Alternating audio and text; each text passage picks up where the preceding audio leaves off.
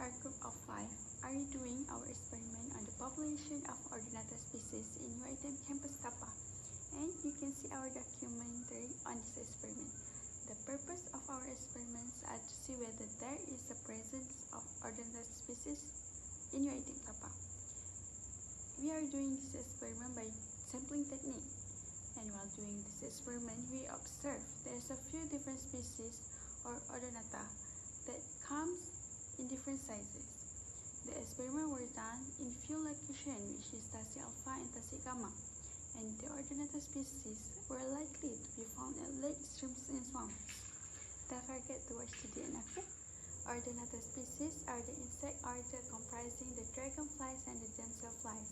There are roughly around 3,600 species among the world. We can identify these Ordinata species by the characteristic, which is minute antenna, 2 pairs of membranous transparent wing, and a long slender abdomen. And these species of Ordinata used as bioindicators of environmental quality in different types of ecological research. Hey guys, for this methodology, there are 4 types of method. First is the equipment. We only use the insect net. It is lightweight with a long handle, preferably with a collapsible frame for portability. Next, we're using a camera for a photography and videography the specimen and the habitat. Lastly, is notebook for recording data such as date, time, and species of Ordinata that have been captured. Step 2 is selecting a site. For this step, we choose a diverse habitat like ponds, river, and lakes where Ordinata likely to be found. Next, only visit during peak activity times, typically early morning to early afternoon, where weather warm and sunny. Our group choose Tasik Alpha. Step 3 is capturing technique. Using insect net, sweeping the net through the vegetation where the Ordinata are perching or flying. Approach slowly to avoid startling them. Also can swing the net through the air to capture flying individual.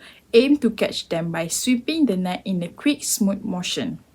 Lastly is step 4. Post-capture technique.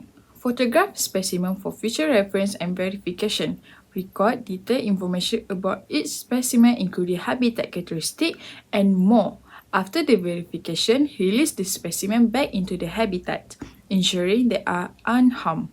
We also using the direct observation to ensure the data we collect about the Ordinata and their habitat is accurate and reliable. Assalamualaikum, my name is Sorvina Asfasha.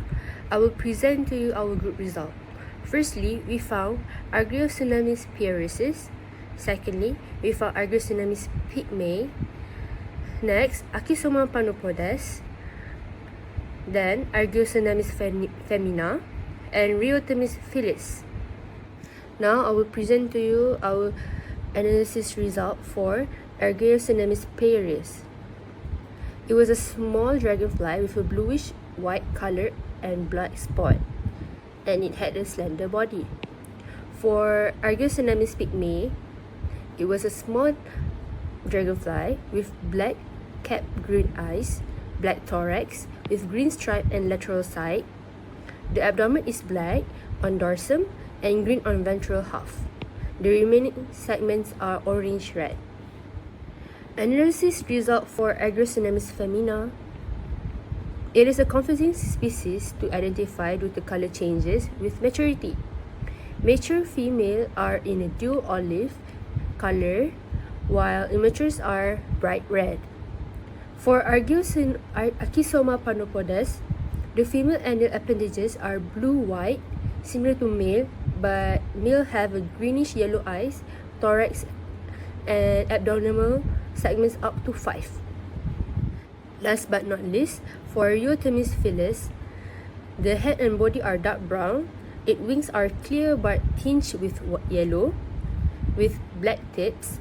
Male will have reddish eyes, thorax and abdomen are dark, and it was almost black. Thank you. As for discussion, dragonflies, also known as larvae, nymphs, or naiads, are aquatic predators with wingless bodies and a distinctive mask.